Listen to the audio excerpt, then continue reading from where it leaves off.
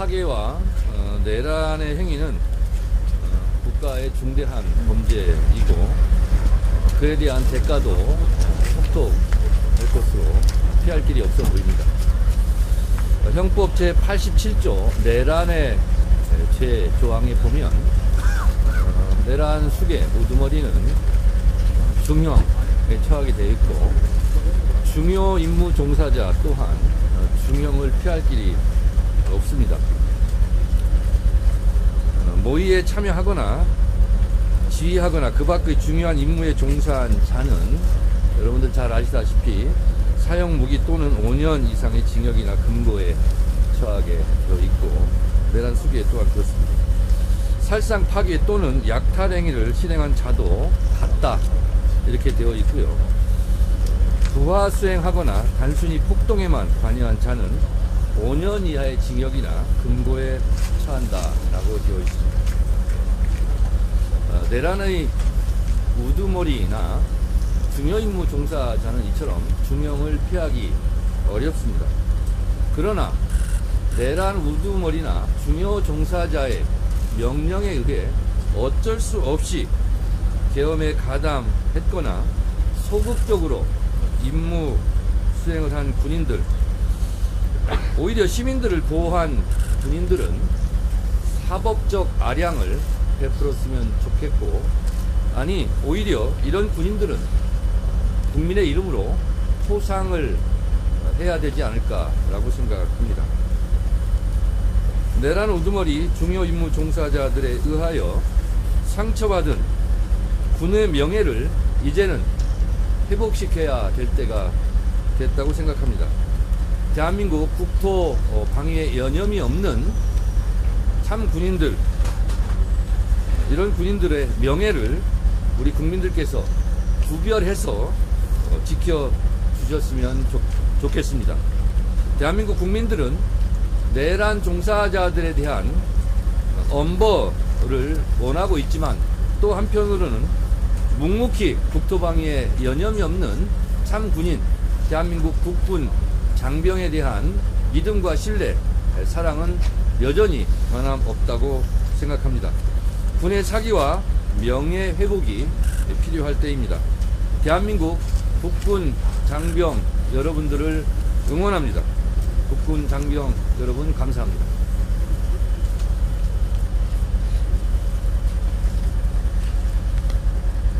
피청구인에 대한 파면 사유는 작년 12월 3일 그날 밤 우리가 지켜본 그대로입니다. 피청구인은 국회 정치활동을 금지한다고 선포하였습니다. 경찰이 국회의원의 국회 출입을 막고 무장군인은 국회의사당까지 난입하여 행동으로 옮겼습니다. 더 이상의 사실 확정은 필요 없습니다. 더하여 중앙선거관리위원회 점거와 국회의원 등 요인 체포 시도까지 있었다는 사실 등이 밝혀졌습니다. 그 순간 피청구인은 초헌법적 인식과 행동으로 대한민국 대통령이기를 포기한 것입니다. 과거 박근혜 전 대통령 탄핵 심판은 특정인의 국정 개입을 허용하고 권한을 남용한 행위가 문제된 사안이었습니다. 대통령에 대한 형사소추가 금지된 행위가 대상이었고 수사기관에 의한 직접 조사조차 있기 전이었습니다.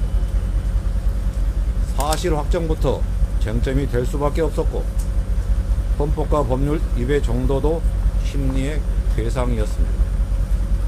그러나 이 사건은 더 이상의 사실 확정이 필요 없고 피청구인의 행위는 직접적 헌법 위배이기 때문에 위배의 중대성조차 너무나 명백한 경우입니다. 그럼에도 헌법재판소는 국민이 보기에 답답할 정도로 피청구인에게 방어권 보장을 위한 충분한 기회를 제공하고 있습니다. 하지만 피청구인은 방어권을 오용하고 남용하고 있습니다. 경고용 개업, 계몽령이라는 주장은 그나마 비상계엄이 실체적 요건을 갖추지 못하였다라고 자백한다는 의미는 있었습니다. 나아가 내란 프레임을 짜서 자신에 대한 탄핵 공작을 벌이고 있다고 음모론을 제기합니다. 심판정 밖에서는 헌법재판소를 해체하고 헌법재판소를 두들겨 부수자는 주장까지 나오고 있습니다. 피청구인과 지지자들의 손바닥으로 하늘을 가리는 걷긴 터무니없는 주장이 한참 도를 넘었습니다. 인내심의 한계를 느낍니다. 부정선거 음모론 등 허황된 말을 언제까지 듣고 있어야 하는지, 그것을 그대로 화면에 담아 전 국민에게 중계하는 것이 옳은 일인지에 대한 우려가 커지고 있습니다. 피청구인에 대한 배려는 이번 주에 증인신문 절차로 충분합니다. 신속한 변론 종결을 소망합니다.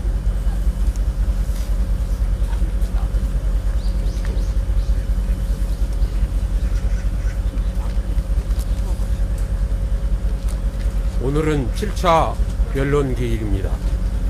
지난 6번의 변론을 통해 비상계엄 선포와 포고령 발령의 위헌 위법성 뿐만 아니라 국회와 선거관리 침탈 행위의 위헌 위법성 또한 충분히 드러났다고 보입니다.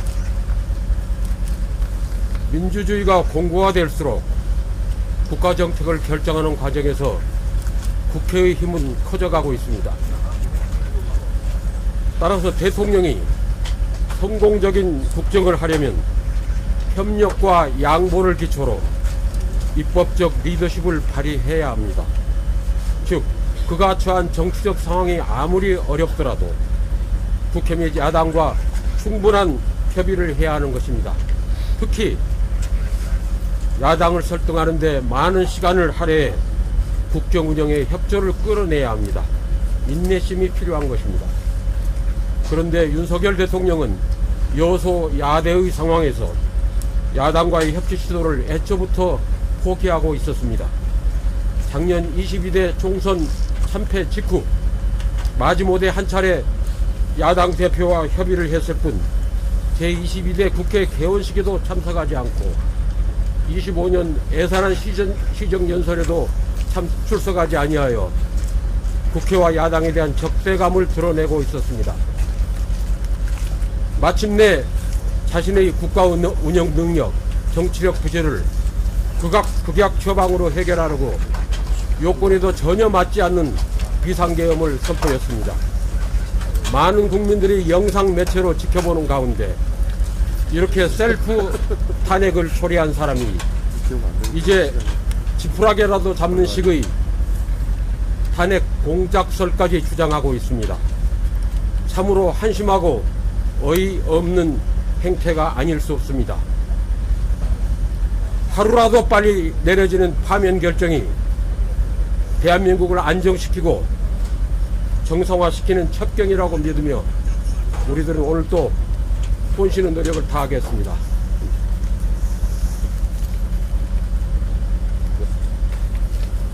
수고하세요.